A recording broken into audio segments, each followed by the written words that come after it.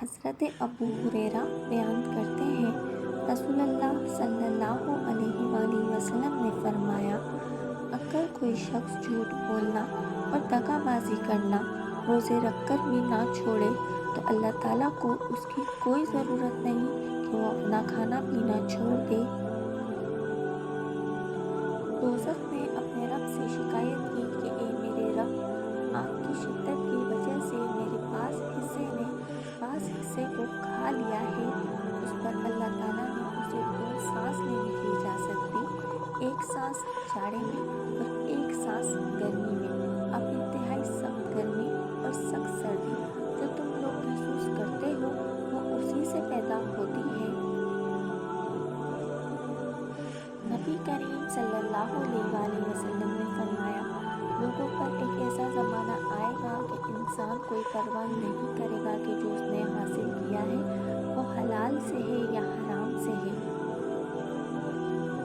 بے شک قیامت کے دن درجے اور مرتبے کے لحاظ سے سب سے برا وہ آدمی ہوگا جس کے شر سے بچنے کے لیے لوگ اس سے کنارہ کشی کر لیں۔ نبی کریم صلی اللہ علیہ وآلہ وسلم نے فرمایا، تم اللہ کی طرف رجوع کرنے کے لیے قرآن سے بڑھ کر کوئی ذریعہ نہیں پا سکتے۔ نا امید کبھی مت ہونا، کیونکہ اللہ کے لیے کچھ بھی ناممکن نہیں ہے۔ جب نبی کریم صلی اللہ علیہ وآلہ وسلم کو معراج ہوئی تو حضرت محمد صلی اللہ علیہ وآلہ وسلم نے فرمایا کہ میں ایک نہر کے کنارے پر پہنچا جس کے دونوں کناروں پر پھولدار موتیوں کے ڈیرے لگے ہوئے تھے۔ میں نے پوچھا، اے جبریل، یہ نہر کیسی ہے؟ انہوں نے بتایا کہ یہ نہر حوض کوثر ہے جو اللہ نے آپ کو دیا ہے۔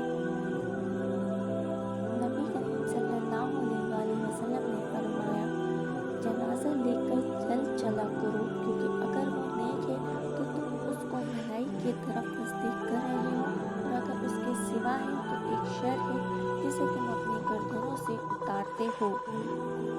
رسول اللہ صلی اللہ علیہ وآلہ وسلم جب بارش ہوتی دیکھتے تو یہ دعا کرتے، اے اللہ نفع بخشنے والی بارش برسا۔ ابو ہریرہ رضی اللہ تعالیٰ عنہ سے روایت ہے کہ رسول اللہ صلی اللہ علیہ وآلہ وسلم نے فرمایا کہ جب امام غیر المغضوب علیہم ولا کہیں تو تم بھی آمین کہو، کیونکہ جس نے فرشتوں کے ساتھ آمین کہی اس کے پچھلے تمام گناہ معاف کر دیے جائیں گے۔ حضرت سعد بن ابی وقاص سے روایت ہے کہ آپ صلی اللہ علیہ وآلہ وسلم نے فرمایا، بے شک تو جو کچھ خرچ کرے اور اس سے تیری نیت اللہ کی رضا حاصل کرنی ہو تو تجھ کو اس کا ثواب ملے گا، یہاں تک کہ اس پر بھی جو تو اپنی بیوی کے منہ میں ڈالے۔ آپ صلی اللہ علیہ وآلہ وسلم نے فرمایا، میری شفاعت سے قیامت کے دن سب سے زیادہ فیضیاب وہ شخص ہوگا جو سچے دل سے لا الہ الا اللہ کہے گا۔ رسول اللہ صلی اللہ علیہ وآلہ وسلم نے فرمایا، جس نے ٹھنڈے وقت کی نماز 2 نمازیں وقت پر پڑھی، فجر اور عصر، تو وہ جنت میں داخل ہوگا۔